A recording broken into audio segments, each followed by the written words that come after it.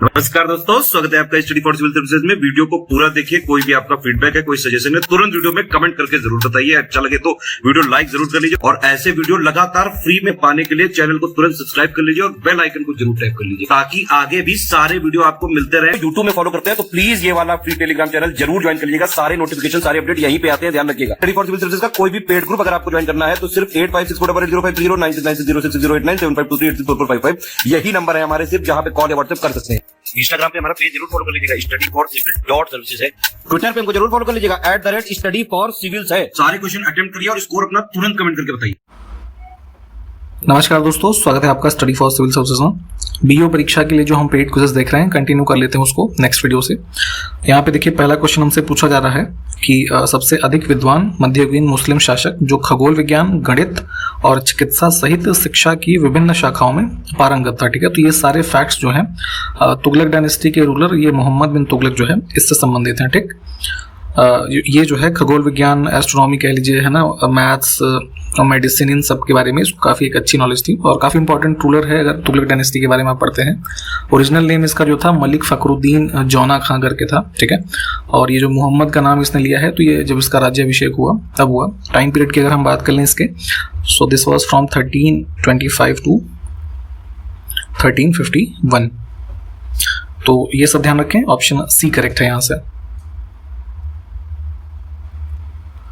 Next है कि किस सुल्तान ने दीवान ए अमीर कोही नामक एक नए विभाग की स्थापना की। ठीक, तो ये डिपार्टमेंट जो था ये बेसिकली कह लीजिए डिपार्टमेंट ऑफ एग्रीकल्चर था, जो लैंड मतलब कल्टीवेशन के लिए इंक्रीज करने के ऑब्जेक्टिव था इनका। तो इसके लिए इसको स्थापित किया था ये मोहम्मद बिन तुगलक ने। देखिए, गाजी मलिक किस वंश का संस्थापक था ये बताना है। तो तुगलक डायनेस्टी का फाउंडेशन होता है 1320 AD में। ठीक, तो यहाँ पे बी ऑप्शन को चूज करेंगे। गाजी मलिक बेसिकली जो है, देखिए फाउंडर कौन था तुगलक डायनेस्टी का? गयासुद्दीन तुगलक। ठीक, तो इसने जब है फाउंडेशन के बाद तुगलक डायनेस्टी की, तो उसके बाद ये जो अपना गयासुद्दीन तुगलक जो इसका नाम है उसको इसने अडॉप्ट किया था। गाजी मलिक जो है इसका वास्तविक नाम होगा, तो यहाँ से बी ऑप्शन को चूज करेंगे। निम्नलिखित में से किसने अपनी राजधानी को दिल्ली से दौलताबाद, देखिए दौलताबाद जो है ये महाराष्ट्र में स्थित है, तो 1327 में मोहम्मद बिन तुगलक जो है इसने अपनी कैपिटल को ये हवाला देते हुए कि वो एक दिल्ली सेफर प्लेस नहीं था उस टाइम पे, क्योंकि अटैक्स वगैरह जो है इन्वेजन्स होते रहते थे, तो इसने यहाँ से इसको शिफ्ट किया था दौलताबाद के लिए। ठीक, तो बी ऑप्शन करेक्ट होगा। दिल्ली के किस सुल्तान ने टोकन यानी कि सांकेतिक मुद्रा, जो कि कुछ हद तक वर्तमान कागजी मुद्रा की तरह है, इसको पेश किया था? ठीक, तो देखिए मोहम्मद बिन तुगलक जो है इसने 1330 AD में टोकन करेंसी सिस्टम जो है, चूंकि उस समय पर सोने चांदी या इस तरीके के जो सिक्के होते थे जिनकी खुद की वैल्यू होती थी तो वो चला करते थे, तो उसकी जगह पे एक सांकेतिक मुद्रा जो है इसको इसने स्टार्ट किया और इसका जो मूल्य एक तरीके से रखा गया था। तो जो उस टाइम पे आपके ये होते थे ना, ये टंका है ना, जो कि चांदी का होता था, तो उसकी बराबर की वैल्यू जो है उसकी रखी गई थी। और चांदी की कमी के कारण जो है बेसिकली आपका जो ये सिक्का इसने चलवाया था तो ये ब्रास और कॉपर के होते थे। ठीक है, बाद में ट्रेड वगैरह में इश्यूज होने के कारण 1333 में इसने इस टोकन करेंसी को बंद भी कर दिया था। तो इन सब बातों को भी ध्यान रखेंगे, ऑप्शन ए जो है ये करेक्ट है। नेक्स्ट है कि तैमूर ने किसके शासनकाल में भारत पर आक्रमण किया था ये बताना है यहाँ पे। तो तुगलक डायनेस्टी में देखेंगे तो सबसे लास्ट जो शासक रहा ये नासिरुद्दीन महमूद शाह तुगलक। ठीक, सी ऑप्शन। इसका टाइम पीरियड की अगर हम बात करें तो जो है ये रहा आपका 1394 से 1412 के आसपास, तो 1398 AD में जो है तैमूर ने इन्वेजन किया था इसी के टाइम पीरियड में। तो ध्यान रखेंगे, ऑप्शन हमारा जो है सी इसमें करेक्ट है। देखिए, गयासुद्दीन तुगलक जो है अलाउद्दीन खिलजी के शासनकाल के दौरान जो है निम्न में से किस क्षेत्र का गवर्नर था? ठीक, तो यहाँ पे खिलजी डायनेस्टी के बाद तुगलक डायनेस्टी का फाउंडेशन गयासुद्दीन तुगलक के द्वारा किया जाता है। ठीक है, तो यहाँ पे अलाउद्दीन खिलजी के टाइम पीरियड पे ये जो है पंजाब का ये गवर्नर जो है इसको बनाया गया था, मतलब उस टाइम पे ये जो है उनके शासनकाल में शामिल था उनके साथ। तो ऑप्शन ए जो है ये करेक्ट होगा। नेक्स्ट है इब्न बतूता के भारत आने पर दिल्ली सल्तनत का शासक कौन था? ठीक, तो इब्न बतूता कौन था? फॉरेन ट्रैवलर एक था, कहाँ का? मोरक्को का। ठीक, इसको भी ध्यान रखिएगा। और ये दिल्ली इसके अराइवल पे जो है टाइम पीरियड है ये मोहम्मद बिन तुगलक का। ठीक, नेक्स्ट है कि फिरोज तुगलक के द्वारा स्थापित दार उल शफा, ठीक है, ये क्या होता था? तो यहाँ पे ध्यान रखेंगे, इसने स्टैब्लिश किया था, तो ये बेसिकली एक जो है फ्री में जो उपचार है, यानी कि हॉस्पिटल, मुफ्त अस्पताल है लोगों के लिए, ये होता था। नेक्स्ट है निम्नलिखित में से किसने खान ए जहां मकबाल, ठीक है, इनका नाम देख लीजिए, जो कि तेलुगु ब्राह्मण थे, तो बाद में ब्राह्मण धर्म से कन्वर्ट होकर मुस्लिम धर्म में आ गए, ठीक है। तो इनको जो है किसने अपना वजीर यानी कि प्रधानमंत्री नियुक्त किया था, ठीक। तो यहाँ पे ये जो था फिरोज शाह तुगलक ने अपॉइंट किया था, ऑप्शन बी। निम्नलिखित में से किस राजवंश ने तुगलक राजवंश से पहले शासन किया, ठीक है। तो दिल्ली डायनेस्टी के बारे में आप जो पढ़ते हैं, तो मेजरली यहाँ पे 5 राजवंश के बारे में आप पढ़ते हैं, ठीक। तो जैसे मामलुक से स्टार्ट होता है, और उसमें अगर देखेंगे तो सबसे छोटा टाइम पीरियड रहा है खिलजी डायनेस्टी का, ठीक है। तो तुगलक से पहले खिलजी लोग ही थे। इनका टाइम पीरियड जो है ये 1290 से लेकर के 1320 AD तक, ठीक। तो 1320 में जो है तुगलक डायनेस्टी फिर फाउंडेशन हो जाती है। तो यहाँ से ऑप्शन ए को चूज कर लेंगे। तुगलक वंश का अंतिम सुल्तान जो है कौन था? तो अभी हमने ऊपर देखा कि 1412 तक इसका जो टाइम पीरियड है, इसका नासरुद्दीन महमूद का, ऑप्शन ए। विदेशी मुद्रा विनियमन अधिनियम यानी कि फेरा, ठीक है। देखिए 2 तरीके के एक्ट यहाँ पे आपको, ये जब आप कॉन्सेप्ट पढ़ते हैं फॉरेन जो एक्सचेंज है उसके डीलिंग्स के लिए और तमाम तरह के import export of foreign currency से संबंधित, तो ये पहले बनाया गया था जो है फॉरेन एक्सचेंज रेगुलेशन एक्ट, ठीक। तो ये बना था 1973 में और 74 से इफेक्टिव था। उसके बाद इसको रिप्लेस किया गया था, जो उसकी कह लीजिए कुछ खामियां थी उसको दूर करके 1999 में, ठीक है, फॉरेन एक्सचेंज मैनेजमेंट एक्ट बनाया गया, यानी कि डी ऑप्शन, ठीक। तो अभी जो हमने फॉरेन एक्सचेंज मैनेजमेंट एक्ट देखा, तो उसी के बाद जो है उसी के कह लीजिए आउटकम के रूप में एक और एक्ट बना, prevention of money laundering act 2002, ठीक।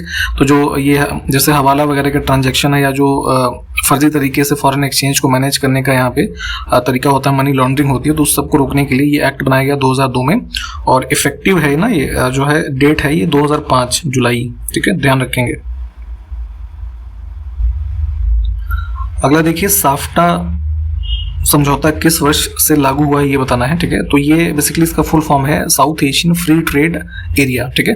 ये एक एग्रीमेंट है जो कि वर्ष 2004 में आपका जो है ये जो सार्क कंट्रीज है ना, तो उसका एक 12वां समिट हुआ था, उसके दौरान जो है इसको अडॉप्ट किया गया था, एक जो सार्क की कंट्रीज हैं उसके बीच में फ्री ट्रेड एरिया जो है उसको क्रिएट करने में। तो हालांकि ये बहुत जो है सक्सेसफुल नहीं हो पाया, लेकिन जो है ये एग्रीमेंट जो फोर्स में है, अगर इसकी डेट पूछी जाए तो ये हमारा हो जाएगा इसमें 2006, ठीक। नेशनल स्टॉक एक्सचेंज जो है ये कहाँ पर स्थित है, इसका मुख्यालय बेसिकली कहाँ है ये बताना है। तो ये है मुंबई में, ठीक है, जो हमारे शेयर मार्केट के खरीद फरोख्त से संबंधित ये मार्केट है हमारा। नेक्स्ट है कि भारत में प्रतिभूति अपीलीय न्यायाधिकरण की स्थापना किस वर्ष में हुई थी ये बताना है, सैट की, ठीक है। तो हमारा जो सिक्योरिटी मार्केट है, जो शेयर मार्केट और इस तरह की मतलब कह लीजिए जो सिक्योरिटीज में ट्रेड किया जाता है, तो उन सब के मामलों से जो विवाद हो जाते हैं उससे निपटने के लिए कि यहाँ पे ट्राइब्यूनल बनाया गया था 1992 में, ठीक, ऑप्शन सी।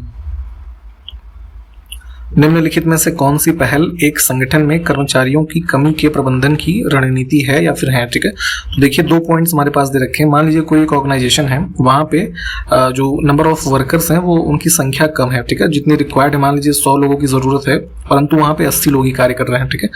तो उसमें से 80 से में भी मान लीजिए कि 30 लोग जो है वो टेम्परेरी बेसिस पे हैं, 50 लोग जो है परमानेंट है। तो अस्थायी कर्मचारियों को नौकरी परमानेंट अगर दी जाएगी, तो ये हमारे जो कर्मचारियों की कमी जो है उसके प्रबंधन का जो है एक रणनीति हो सकता है, ठीक है।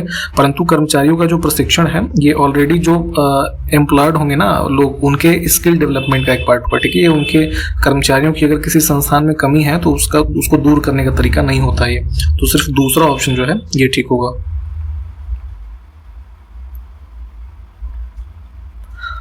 देखिए पृथ्वी का दूसरा सबसे निकटतम तारा जो है वो कौन सा है ये बताना है, ठीक है। तो सबसे जो पहला निकटतम तारा है वो तो सन है, ठीक। दूसरा इसका नाम है प्रॉक्सिमा सेंटोरी, ठीक, ऑप्शन ए जो है इसको चूज करेंगे। इसकी अगर हम बात करें तो इसकी डिस्कवरी की थी एक, इनका नाम था रॉबर्ट इन्स, है ना, ऐसे करके कुछ नाम था, ठीक है, इसमें 1915 में। और अगर डिस्टेंस की बात करें तो चूंकि हम एस्ट्रोनॉमिकल डिस्टेंस जो नापते हैं लाइट ईयर्स में नापते हैं, ठीक है, ये भी आपको पता होना चाहिए, यूनिट होता है, तो लगभग 4.2 लाइट ईयर्स दूर है पृथ्वी से, ठीक, इसको भी ध्यान रखें। नेक्स्ट है विशालकाय प्रभाव या बिग स्प्लैट सिद्धांत निम्नलिखित में से किसके गठन से संबंधित है, ठीक है।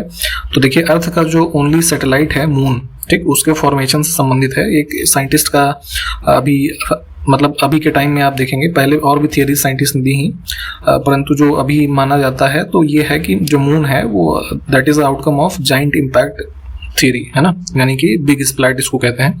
जैसे बिग बैंग थियरी आपने यूनिवर्स के जो फॉर्मेशन के संबंध में पढ़ा होगा, तो ये मून से संबंधित है। नेक्स्ट है कि सूर्य यानी कि जो सन है निम्नलिखित में से किस गैस से बना हुआ है ये बताना है। तो 4 गैसेस लिखी हैं। तो देखिए मेजरली जो सूर्य हमारा फॉर्म होता है वो उसमें देखेंगे तो लगभग 70% हाइड्रोजन और लगभग 28% के आसपास जो है हीलियम होता है। तो सिर्फ 1 और 2 ऑप्शन जो है इसको हम चूज करेंगे। और आपको पता ही है कि जो सन से इतनी एनर्जी एमिट हो रही है ना, जनरेट हो रही है एनर्जी, तो उसमें कौन सा कॉन्सेप्ट यूज होता है, वहां पे न्यूक्लियर फ्यूजन जो होता है ये घटना होती है, ठीक है, तो इसको भी ध्यान रखेंगे। मंगल यानी जो मार्स है इसके बारे में कौन से कथन इसमें से सही है ये देखना है। तो मंगल ग्रह का वातावरण मुख्य रूप से CO2 यानी कार्बन डाइऑक्साइड से बना है, ये लिखा है। दूसरा है कि मंगल के 2 उपग्रह यानी जो सैटेलाइट होते हैं नेचुरल सैटेलाइट, जैसे अर्थ का मून है तो वैसे वहां पे है फोबोस और डिमोस, ठीक, तो ये भी ठीक है। तीसरा है कि इसका वातावरण जो है घना है, ठीक है, तो घना नहीं है, ठीक है, ऑप्शन हम जो है 1 और 2 को चूज करेंगे, ठीक।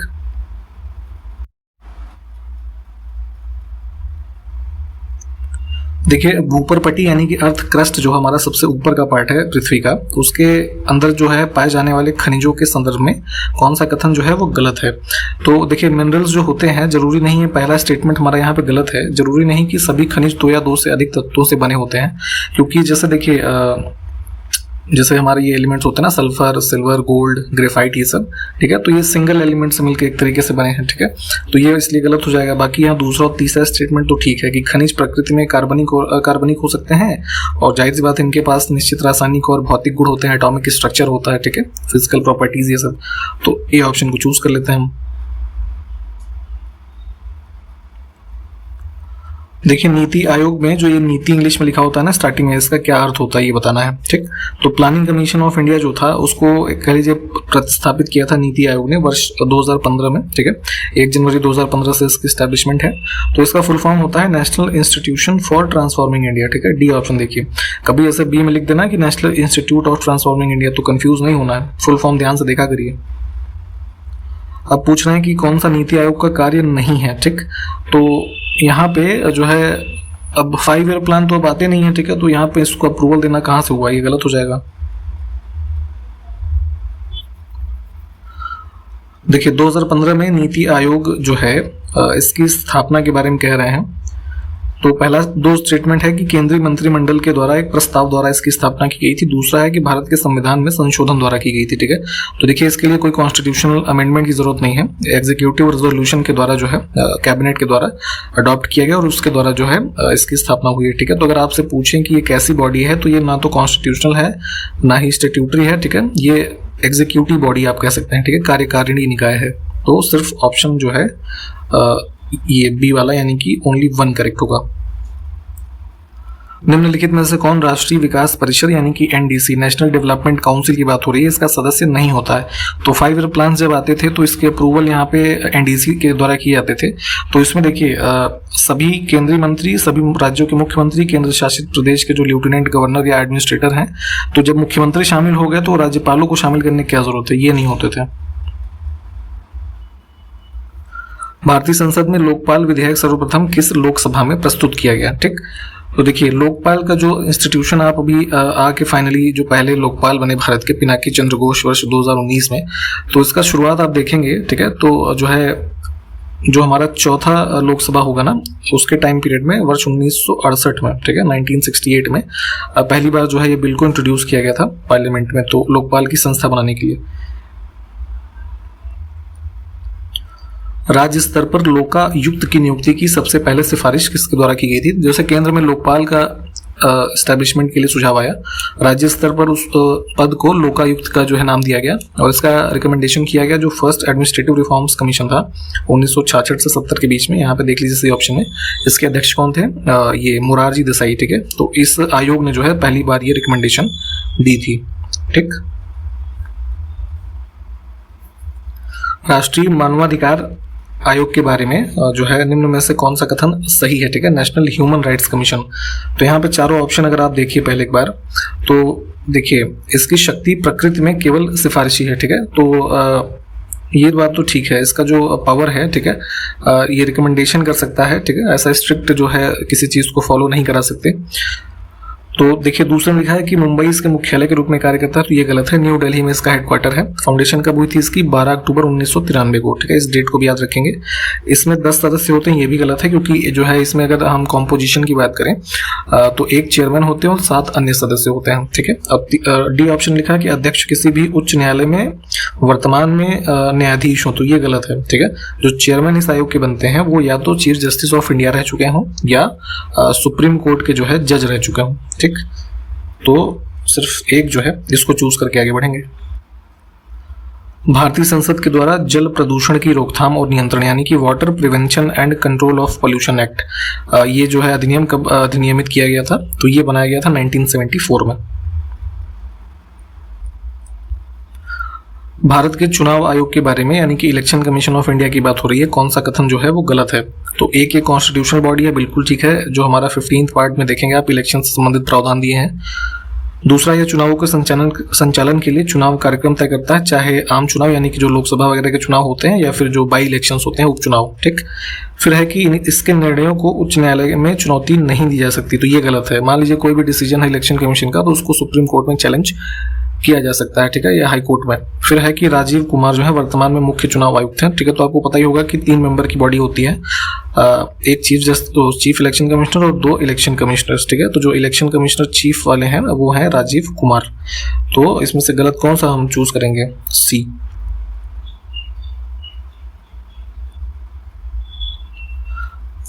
निम्नलिखित में से कौन सा कार्य भारत के चुनाव आयोग के द्वारा, यानी कि देखिए इलेक्शन कमीशन ऑफ इंडिया की बात हो रही है, तो उनके द्वारा कौन सा कार्य किया जाता है? तो ये वोटर लिस्ट तैयार करते हैं, ये तो ठीक है। दूसरा है उम्मीदवारों का नामांकन, ये गलत हो जाएगा। मतदान केंद्रों की स्थापना करना जो है जहाँ पे चुनाव हो रहे हैं, ये इनका कार्य होता है। बाकी जो पंचायत चुनाव का पर्यवेक्षण करना, तो पंचायत का इलेक्शन कौन कराता है? जो स्टेट इलेक्शन कमिश्नर होते हैं, ठीक है, उनके अंतर्गत ये होता है। तो ये भी इलेक्शन कमीशन ऑफ इंडिया काम नहीं है, तो सिर्फ 1 और 3 का ऑप्शन को चूज करेंगे हम। मुख्य चुनाव आयुक्त यानी कि चीफ इलेक्शन कमिश्नर की बात हो रही है, तो इनके बारे में गलत कथन को चुनना है। तो पहला लिखा है कि उनका कार्यकाल 5 वर्ष या 65 वर्ष की आयु जो भी पहले हो वो होता है, तो ये गलत है, ठीक है। कार्यकाल जो है या तो 6 वर्ष हो या उनकी एज 65 वर्ष हो जाए, जो पहले होगा वो उनका कार्यकाल होता है। दूसरा है कि उन्हें उच्चतम न्यायालय के न्यायाधीश को हटाने की प्रक्रिया के समान ही उसके पद से हटाया जा सकता है, तो ये तो ठीक है, ठीक है। तो सिर्फ 1 ऑप्शन जो है ये गलत है।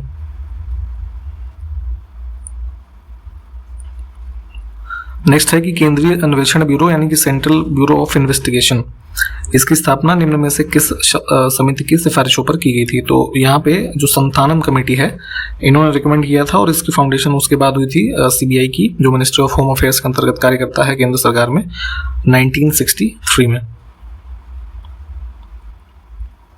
निम्नलिखित में से किसका उपयोग अम्ल और क्षार के परीक्षण के लिए किया जाता है? ठीक है, तो कोई भी विलयन मान लीजिए उसमें अम्लीय है या वो क्षारीय है, उसकी कंडीशन पता करने के लिए हम यूज करते हैं लिटमस पेपर, यानी कि बी ऑप्शन। ठीक है, देखिए होता क्या है कि जैसे मान लीजिए ब्लू कलर का लिटमस पेपर है और अगर उस पर वो हमने सॉल्यूशन डाला और वो लाल कलर का हो जाता है तो सॉल्यूशन हमारा एसिडिक होता है। ठीक है, और इसी के उल्टा जब वो रेड वाला ब्लू होगा तो वो एल्कलाइन यानी कि हमारा क्षारीय कंडीशन होगी। ठीक, तो इसको ध्यान रखेंगे। देखिए कोई एसिड और बेस का रिएक्शन अगर होता है, ठीक है, आपस में, तो क्या प्रोडक्ट जो है वो बन करके आएगा। ठीक, तो अम्ल एवं क्षार की अभिक्रिया में जो हमारा सॉल्ट यानी कि लवण के साथ कौन सा उत्पाद बनता है, तो सॉल्ट एंड वाटर, है ना, ये 2 चीज जो है प्रोडक्ट्स होते हैं एसिड बेस के रिएक्शन में। देखिए यहाँ पे गलत युग्म को चुनना है, तो उत्पाद और उसमें एल्कोहल की जो प्रतिशत मात्रा है वो कितनी होती है ये लिखा है। तो देखिए जैसे ये रम जैसे आता है मार्केट में, जो भी ये सब देखिए पेय पदार्थ लिखे हुए हैं, ठीक है। तो कुछ लोग जो शौकीन होंगे आपको पता ही होगा। तो रम में अगर हम अल्कोहल की मात्रा देखें तो 45 से 55% प्रतिशत होती है, और इसमें जो रॉ मटेरियल यूज होता है, क्या यूज होता है, शीरा, ठीक। तो ये तो ठीक है। बियर में 6 से 15% लिखा है, तो ये गलत है। बियर में जो अल्कोहल का परसेंटेज होता है वो अराउंड 3 से 6% होता है, ठीक। और इसमें बेसिकली बार्ले यानी जो होता है वो हम रॉ मटेरियल के तौर पे यूज करते हैं, ठीक। शैंपेन जो है 10 से 15% लिखा है, तो ये बिल्कुल ठीक है। इसमें जो है बेसिकली रॉ मटेरियल में हम अंगूर यानी कि ग्रेप्स को यूज करते हैं, ठीक। और साइडर जो है ये एक पेय पदार्थ होता है जो कि सेब से बनता है, ठीक है। तो इसमें भी अल्कोहल की प्रतिशत कुछ होता है, लगभग ये 2 से 6%, तो ये भी ठीक है। तो बियर वाला गलत है। निम्नलिखित में से कौन एथिलीन के उपयोग हैं, ठीक है। तो देखिए कौन कौन से हैं। तो फलों को पकाने में एथिलीन का हम यूज करते हैं, ठीक है। जो है ये बिल्कुल ठीक है। पॉलिथीन का निर्माण भी होता है इससे, और निश्चेतक यानी कि एनेस्थीसिया के रूप में जो है इसको यूज कर सकते हैं, ठीक है। इसके अलावा जैसे जो मस्टर्ड गैस के बारे में अगर आपने पढ़ा होगा, तो मस्टर्ड गैस जैसे कि वॉर वगैरह में पहले यूज हुआ था, तो उसमें भी जो है इसको यूज करते हैं उसके निर्माण में, ठीक। इसको भी ध्यान रखेंगे। और C2H4 जो है, इसको अगर इस तरीके से लिखा मिले आपको तो इसको भी ध्यान रखें। देखिए बेसिक लेवल पे हम आपको यहाँ बता देते हैं, थोड़ा डिटेल में पढ़ लिया करिए इसको। नेक्स्ट है कि पीएच पैमाने पर हम पीएच को 0 बहुत अम्लीय से, अब यहाँ पे जो मैक्सिमम लिमिट है वो पूछा जा रहा है, तो पीएच स्केल बेसिकली हमारा क्या होता है, 0 से 14 तक इसकी लिमिट होती है, ठीक है। तो डी ऑप्शन यहाँ से करेक्ट होगा। 0 पे सबसे ज्यादा हाईली एसिडिक हो जाता है। 7 नंबर पॉइंट हमारा न्यूट्रल होता है। 7 से कम जैसे जैसे आएंगे अम्लता बढ़ती जाती है, ठीक है। और 7 से जैसे जैसे बढ़ेंगे क्षारीयता बढ़ती है। तो 14 नंबर पॉइंट पे सबसे ज्यादा क्षारीय होगा कोई भी चीज, ठीक। तो यहाँ से डी ऑप्शन को चूज कर लेंगे। दुर्बल अम्ल और प्रबल क्षार यानी कि देखिए वीक एसिड है और स्ट्रॉन्ग बेस है, तो इनकी अगर आपस में अभिक्रिया होगी तो किस प्रकार का जो सॉल्ट यानी कि लवण है वो प्राप्त होगा। तो अभी हमने ऊपर देखा था ना कि सॉल्ट और वाटर जो है उसकी प्रोडक्ट के रूप में हमें प्राप्त होते हैं ये। तो अगर यहाँ पे इस कंडीशन में रिएक्शन होगी तो एल्कलाइन सॉल्ट हमें जो है ये मिलेगा, ऑप्शन ए। अगला है सामान्यतः तेल रिसाव किस पारिस्थितिकी तंत्र में देखा जाता है, ठीक है। तो जो ऑयल स्पिलिंग की घटना होती है, बेसिकली देखेंगे तो जो ट्रांसपोर्टेशन के दौरान जो ऑयल क्रूड ऑयल वगैरह का ट्रांसपोर्ट विश्व में एक जगह से दूसरी जगह होता है, तो मोस्टली हमारा जो है मरीन इकोसिस्टम कोई तो हार्मफुल जो है होता है। अगर ऑयल स्पिलिंग की घटना होती है तो जो मरीन स्पीशीज हैं वहाँ पे जो जानवर हैं उनके लिए काफ़ी ज़्यादा जानलेवा हो जाता है, ठीक। तो हमको यहीं पर देखने को मिलता है ये। अब देखिए यहीं पे आगे क्वेश्चन हमारे पास कि समुद्र में पेट्रोलियम तेल के गिरने से समुद्री प्रदूषण होता है, तो किस जीवाणु का उपयोग तेल रिसाव को साफ करने के लिए किया जा सकता है, ठीक है। तो जैसे इस पेट्रोल डीजल वगैरह काफी जैसे गल्फ कंट्री से इंडिया में ही जैसे आया, तो मान लीजिए अब इधर अरेबियन सी में कहीं पे ऑयल स्पिलिंग की घटना हो गई, पेट्रोलियम गिर गया, तो ऐसी स्थिति में यहाँ पे देखिए ये एल्कानी वोरैक्स है ना, बॉर्क्यूमेंसिस करके इसका नाम होता है। ये एक प्रकार का क्या है, बैक्टीरिया है जिसको कि हम यूज कर सकते हैं ऑयल स्पिल्स को मतलब उस समस्या को दूर करने के लिए। तो इसका नाम ध्यान से देख लीजिएगा, इंपॉर्टेंट है। हमारा बी जो है ये करेक्ट हो जाएगा। निम्नलिखित में से कौन सा अपशिष्ट प्रकृति में खतरनाक है, ठीक है। तो देखिए ये जो वेस्टेज हैं, ठीक है, तो हैजार्डस हैं। अगर उनका हम बात करें उनका नेचर कैसा है, तो केमिकल जाहिर सी बात है केमिकल्स हार्मफुल होते हैं। पेंट भी जो है हमारा क्योंकि केमिकल से ही मिलकर बना होता है, तो उसका अगर सही यूज ना हो तो वो हार्मफुल हो सकता है। फिर है इलेक्ट्रोप्लेटिंग वेस्ट, ठीक है। तो यहाँ पे देखेंगे इलेक्ट्रॉनिक्स के संबंध में हमारे जो ये वेस्ट उत्पन्न होते हैं ये भी हार्मफुल ही होते हैं, परंतु एग्रीकल्चर जो अवशेष है ना, कृषि अवशेष, ये हमारे हार्मफुल थोड़े ना हुए। ये तो मतलब जैसे बच जाते हैं तो उसको अगर बायोडिग्रेड करके दोबारा खाद वगैरह के रूप में भी फर्दर यूज कर सकते हैं, ठीक है। तो 2, 3 और 4 जो है ये करेक्ट हो जाएगा हमारा यहाँ से। गीले कचरे को खाद में बदलने की प्रक्रिया क्या कहलाती है, ठीक है। तो आपने घरों में देखा होगा कि जैसे जो किचन से सब्जियां बच गई, ठीक है, या इस तरीके के जो हमारे मतलब गीले वेस्ट हैं, तो उसको खाद में बदलने की प्रक्रिया, उसको आप घर में जैसे कहीं गड्ढा खोद के डाल देते हैं तो कुछ दिन बाद वो जो है बैक्टीरियल प्रेजेंस के कारण वो खाद में कन्वर्ट हो जाता है, ठीक। उसको बाद में खेतों में यूज कर सकते हैं, तो इसको हम कंपोस्टिंग बोलते हैं। अगला देखिए खतरनाक कचरे को चिन्हित करने के लिए इनमें से किन विशेषताओं को ध्यान में रखा जाता है, ठीक है। तो जैसे कोई हैजार्डस वेस्ट है तो उसका अगर हमको पहचानना है कि क्या क्या उसका जो है कैरेक्टरिस्टिक हो सकता है, ठीक है। तो उसमें ज्वलनशीलता अगर है, ठीक है, तो क्योंकि वो नुकसानदायक हो जाती है अगर कहीं पे गलत जगह आग लग गई उसमें, ठीक। यहाँ पे संक्षारण है, उसमें कोरोजन वगैरह की जो घटना है वो है कि नहीं। चुंबकीय संवेदनशीलता नहीं देखी जाती, ठीक है। उसका रिएक्टिविटी देखते हैं, प्रतिक्रियाशील वो कितना है हमारा जो कचरा है, ठीक है। तो 1 2 4 करेक्ट होगा सिर्फ। तो यहाँ तक हमने कंप्लीट किया है आज का वीडियो। सारे क्वेश्चंस को आप प्लीज देख लें। हम आपसे अगले वीडियो में मिलते हैं, तब तक के लिए नमस्कार, जय हिंद।